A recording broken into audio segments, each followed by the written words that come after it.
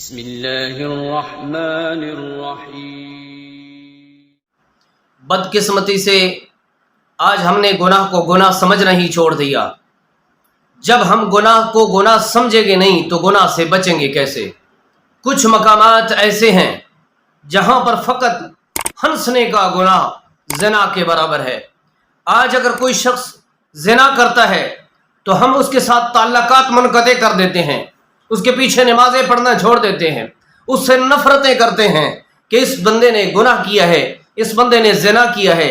گرامی قدر حضرات، لیکن کچھ مقامات ایسے ہیں جہاں پر ہنسنا، فقط ہنسنا، قہقہ لگا کر ہنسنا زنا کے برابر ہے۔ ہم نے ان گناہوں پر توجہ نہیں دی، ہم ان کو گناہ سمجھتے نہیں ہیں۔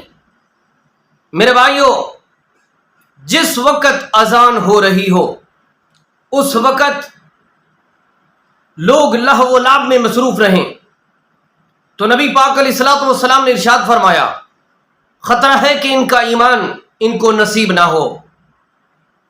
جب یہ فوت ہو رہے ہوں اس وقت ان کو کلمہ نصیب نہ ہو۔ میرے بھائی، جب اذان ہو رہی ہو، اذان کے وقت اگر دو شخص باتیں کرتے ہیں اور قہقہ لگا کر ہنستے ہیں تو ان کا گناہ زنا کرنے کے برابر ہے۔ لیکن ہم نے کبھی نہیں سوچا، جب کوئی شخص مسجد میں آتا ہے نماز کے لیے، وَنَكْتُبُ مَا قَدَّمُوا وَآثَارَهُمْ، اللہ تبارک و تعالیٰ فرماتا ہے ان کے قدم لکھے جاتے ہیں، جو وہ قدم اٹھاتے ہیں اللہ تبارک و تعالیٰ کے فرشتے ان کے قدموں کے آثاروں کو، نشانوں کو لکھ دیتے ہیں۔ اور نبی پاک علیہ الصلوۃ والسلام نے ارشاد فرمایا جب کوئی شخص مسجد میں آ کر کے نماز کے انتظار میں بیٹھتا ہے، جتنا وقت وہ نماز کے انتظار میں بیٹھے گا اتنی دیر اللہ تبارک و تعالیٰ اس کو قیام کرنے کا ثواب عطا فرما دے گا۔ لیکن ایک شخص بیٹھا ہے نماز کے انتظار کے لیے، دوسرا آ جاتا ہے، اس کے ساتھ باتیں کرنا شروع کر دیتا ہے، اور یہ دوست باتیں کرتے کرتے ہنس دیتے ہیں اور پھر قہقہ لگا دیتے ہیں۔ تو میرے نبی پاک علیہ الصلوۃ والسلام کے غلاموں، ان ہنسنے والوں کو، قہقہ لگانے والوں کو بھی زنا کے برابر گناہ دیا جاتا ہے۔ یہ بھی گھر جاتے ہیں تو زنا کا گناہ کما کے جاتے ہیں، لیکن ہم نے کبھی نہیں سوچا۔ اور تیسرے مقام پر جب کوئی شخص قرآن پاک کی تلاوت کر رہا ہوتا ہے، جب کوئی شخص قرآن شریف پڑھ رہا ہوتا ہے تو پتہ ہے قرآن پاک پڑھنے کا کتنا درجہ ہے، کتنا اجر ہے۔ حضرت علی کرم اللہ تعالیٰ وجہ الکریم فرماتے ہیں جب میں چاہتا ہوں اللہ سے باتیں کروں تو میں نماز شروع کر دیتا ہوں، جب چاہتا ہوں اللہ مجھ سے باتیں کرے تو میں قرآن پڑھنا شروع کر دیتا ہوں۔ علی المرتضیٰ شیر خدا فرماتے ہیں کہ جب کوئی شخص قرآن پڑھ رہا ہوتا ہے تو گویا اللہ اس سے باتیں کر رہا ہوتا ہے۔ تو کوئی شخص قرآن پڑھ رہا ہے، دوسرا آ گیا، باتیں شروع ہو گئیں، قہقہ لگا کر ہنس دیا، قہقہ لگا دیا، فرمایا یہ شخص بھی قرآن پاک پڑھنے والا بھی، حالانکہ ایک ایک حرف کے بدلے 10 نیکیاں کما رہا تھا، اجر پا رہا تھا، ثواب پا رہا تھا۔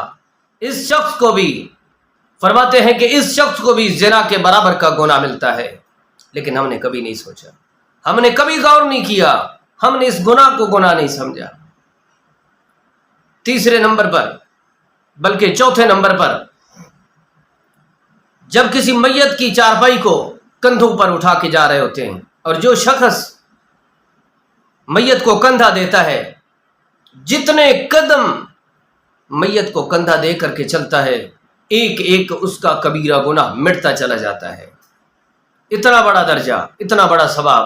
ہمیں چاہیے تو یہ تھا میت کے پاس چلتے ہم دل و دل میں کم سے کم ذکر اذکار کرتے رہتے، درود پڑھتے رہتے، قرآن کی تلاوت کرتے ہوئے میت کے ساتھ جاتے۔ لیکن جب میت سے جدا ہو جاتے ہیں تو پھر دنیا داری شروع ہو جاتی ہے، باتیں کرنا شروع کر دیتے ہیں۔ تو جب یہ دو شخص باتیں کرتے ہیں اور یہ انہوں نے بھی قہقہ لگا دیا تو اس قہقہ لگانے والے کو بھی زنا کے برابر کا گناہ دیا جائے گا۔ یہ بھی بجائے اس کے کہ یہ قدم قدم پر نیکیاں کماتا، بلکہ یہ زنا کا گناہ سمیٹ کر گھر جائے گا۔ گرامی قدر حضرات، 5ویں نمبر پر جب میت کی تدفین کا وقت آتا ہے تو عموماً کچھ وقت درکار ہوتا ہے، کچھ ٹائم لگتا ہے. جب میت کو دفن کیا جاتا ہے، قبر میں اتارا جاتا ہے، اگر قبر بنانے والے میں کچھ تاخیر ہو گئی، لیٹ ہو جاتی ہے، بعض اوقات وقت لگ جاتا ہے، یا بعض اوقات وقت نہیں بھی درکار ہوتا تو کم سے کم اس کو قبر میں اتارنے میں تو ٹائم لگتا ہے. تو یہ لوگ چھاؤں پہ چلے گئے، درختوں کے سایوں میں بیٹھ گئے، تو انہوں نے بھی دنیا داری شروع کر دی. تو جب ان دونوں میں سے جب کوئی کہکا لگا کے ہنستا ہے، حالانکہ قبرستان تو عبرت کی جائے، ہمیں وہاں سے عبرت حاصل کرنی چاہیے. جو مردے قبر میں ہیں کس کیفیت میں، کس حال میں، یہ تو ان سے کوئی پوچھے کہ کس حال میں ہو، تو وہ کہتے ہیں کاش اے کہکا لگانے والوں تمہیں پتا ہوتا قبر میں کیا ہے، تو تم آج ہنستے نہیں، قبر میں آ کے تم آج قبرستان میں آ کے ہنستے نہیں، بلکہ تمہاری آنکھیں نہ تھمتی، تم زاروں قطار روتے. اگر تمہیں حال معلوم ہوتا. ہاں، خوش قسمت وہ بھی ہیں جن کی قبر جنت کا باغ ہے. اللہ کریم ہر کی قبر کو جنت کا باغ بنائے.